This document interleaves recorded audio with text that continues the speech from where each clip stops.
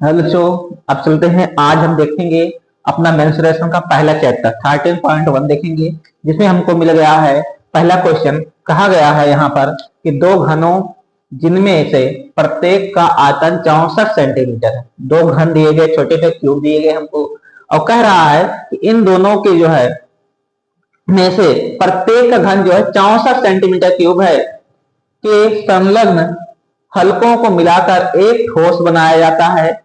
इससे प्राप्त घनाभ का पृष्ठीय क्षेत्रफल जाती है। इसमें हमको समझ में आया कि हम क्या करेंगे। सबसे पहले एक देखेंगे, दो घन दिए गए हैं, दो घनों को मिला करके एक घनाभ बनाया जा रहा है। एक घनाभ बनाया जा रहा है, उसका हमको जो है क्षेत्रफल पूछा गया है। तो पहले हम आते हैं इस घन का देख लेते हैं। पहले एक घन बनाते हैं।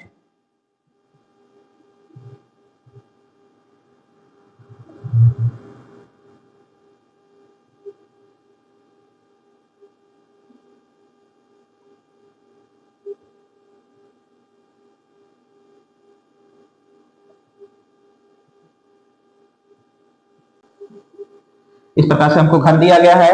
अब घन जो दिया गया है, इसका हम एक आयतन दिया गया है। इसका आयतन जो दिया गया है, इसका आयतन दिया गया 64 सेंटीमीटर क्यूब दिया गया है। 64 सेंटीमीटर क्यूब, जबकि हमने पहले देख लिया था घन का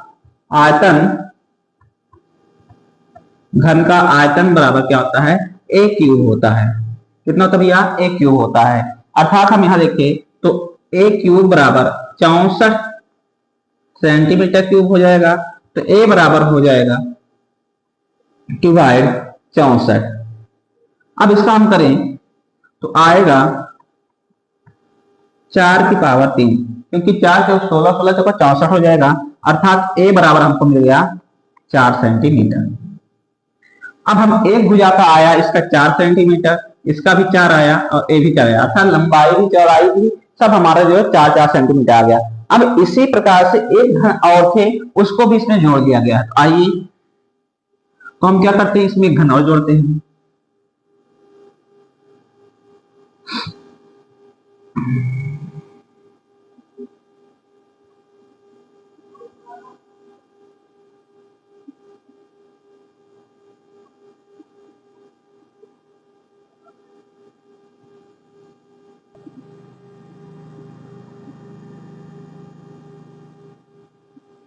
अब इस प्रकार से मिल गया।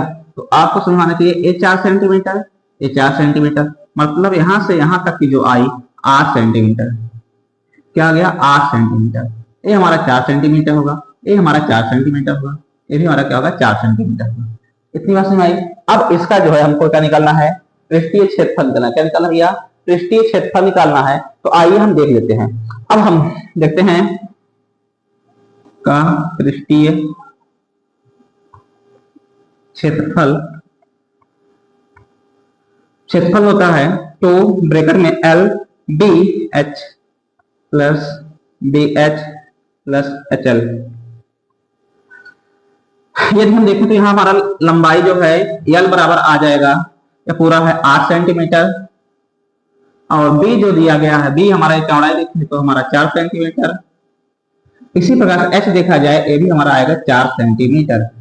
तो यदि हम इसका आंसर सॉल्व किया जाए तो आएगा 2 एल कितना भैया, एल हमारा 8 है, 8 हो जाएगा, मल्टीपल बी का वैल्यू हमको 4 दिया गया तो 4 हो जाएगा, प्लस डी हमारा 4 है, 4 हो जाएगा, और एच हमारा दिया गया 4 तो 4 हो जाएगा, प्लस एच हमारा 4 है, 4 हो जाएगा, एल मेरा 8 हो जाएगा।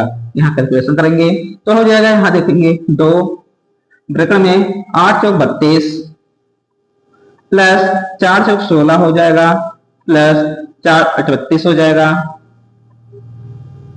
अब कर लेते 32 32 64 हो जाएगा, 64 6 70 80 हो जाएगा।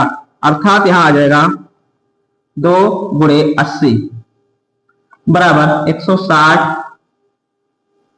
सेंटीमीटर स्क्वायर आएगा। क्योंकि आपको पता है क्षेत्रफल जो होता है वह हमेशा स्क्वायर में होता है, सेंटीमीटर वर्ग होता है।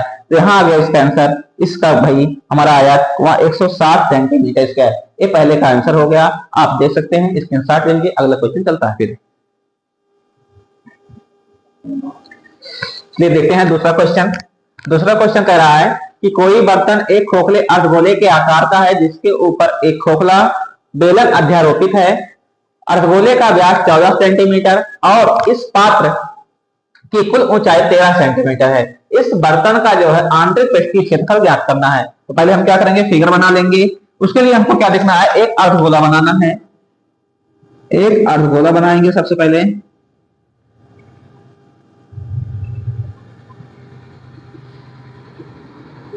एक अर्धगोला बन गया। अब कह रहा है भैया उसके ऊपर एक बेलन रखा जा रहा है, तो बेलन इसके ऊपर रख दीजिए।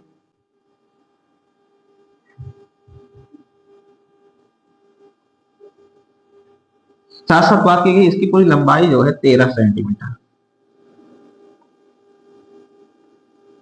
और बोला गया यहाँ पर कि व्यास जो है अर्धगोले का जो व्यास दिया गया 14 सेंटीमीटर। तो हमको पता है व्यास जो होता है, व्यास अर्थात डी डायमीटर, वह क्या होता है 2r होता है, त्रिज्या का होता है। तो यहां हम लिखेंगे r इक्वल d/2 अर्थात जो हमको व्यास ये दिया गया यहां से इसका पूरा मान दिया गया है 14 सेंटीमीटर।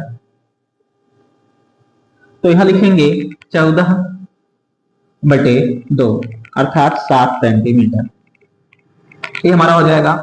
अब हमको जब यहाँ मिल गया तो मुझे इतना पता कि इतनी जो इसकी त्रिज्या है यह 7 सेंटीमीटर हो जाएगा। तो ये जो बचा हमारा है यह हो जाएगा 6 सेंटीमीटर बेलन का। अब हम क्या करते हैं, दोनों को अलग अलग निकाल के उसके बाद जोड़ देते हैं, मेरा आंसर आ जाएगा। तो यहां हम लिखेंगे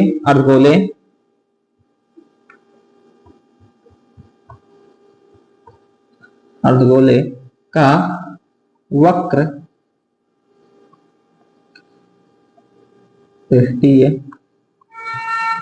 क्षेत्रफल बराबर 2πr²। हो जाएगा 2 पाई का मान 22/7, r की वैल्यू हो जाएगा 7 × 7। 7 को काट देंगे तो 22 × 44 गुणे 7 हो जाएगा। 7 × 28 कर देंगे तो 8 हो जाएगा और 7 × 28 2 30, तो 308 सेंटीमीटर स्क्वायर हो जाएगा। ये आ गया हमारा बेलन, ये आ गया अर्धगोले का क्षेत्रफल। अब इसी प्रकार से बेलन का क्षेत्रफल देख लेंगे। बेलन का वक्र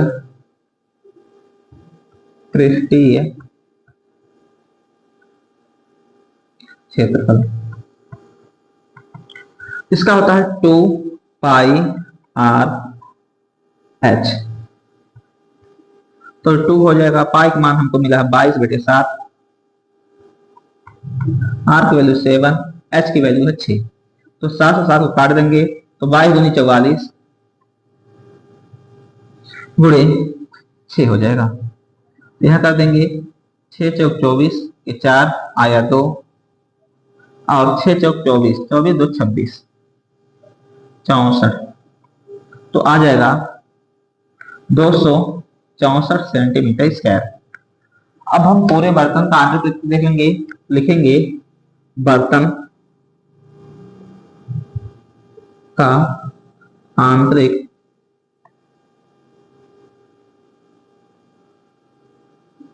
क्षेत्रफल। तो हो जाएगा बेलन का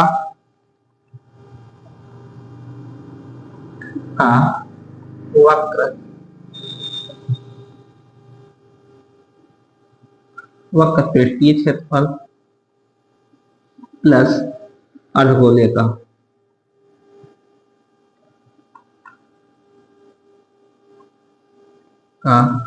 वक्र पृष्ठीय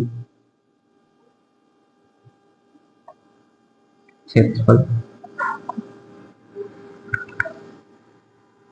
बेलन का वक्र पृष्ठीय क्षेत्रफल हमको मिल गया है 264, तो हो जाएगा 264 प्लस अर्धगोले का आया 308, 308 दोनों को ऐड कर देंगे तो 8 4 12 के 2 हासिल 1 आया, 6 1 7 हो जाएगा और 3 2 5 572 सेंटीमीटर स्क्वायर, ये हमारा आंसर हो जाएगा।